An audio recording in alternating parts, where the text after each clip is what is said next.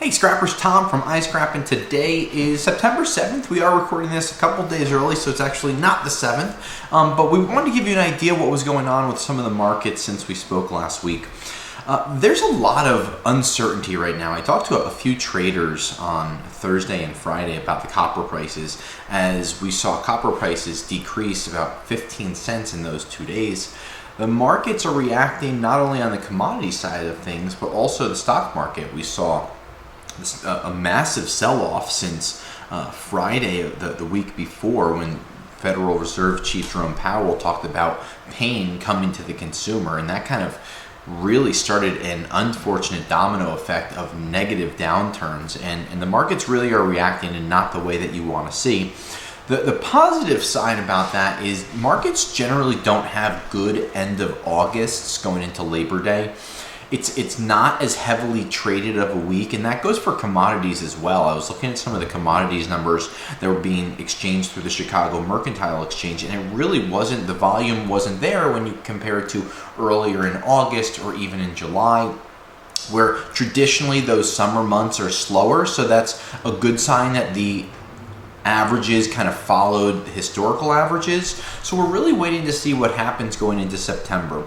I did talk and visit with a couple of large steel yards, and those steel yards talked about some of the prices, and I said, hey, what are we expecting going into September?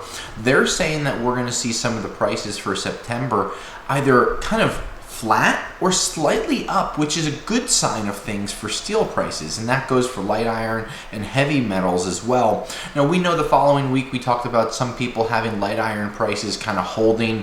44% of you said that they were holding their light iron prices, which means that you're probably also holding your heavier grades of steel. But we are seeing some more of an uptick, and with oil prices having 3 or 4 days of decrease in a row, maybe we'll start to see some trucking costs come down, although it always takes a little longer for these things to happen, as diesel prices generally don't follow suit like gas prices do. I know that I heard something the other day, like 77 days in a row gas prices have fallen. They never, should have been as high to begin with, but diesel prices actually started to have a reverse, and they started to go up, and that's not a good sign going into the last 4 months of this year. So we're going to really be watching some of these diesel prices, because it's just not going to be that strong, and those will be some of the things that affect a lot of the scrap prices going into September, finishing off the third quarter and really flowing into the fourth quarter.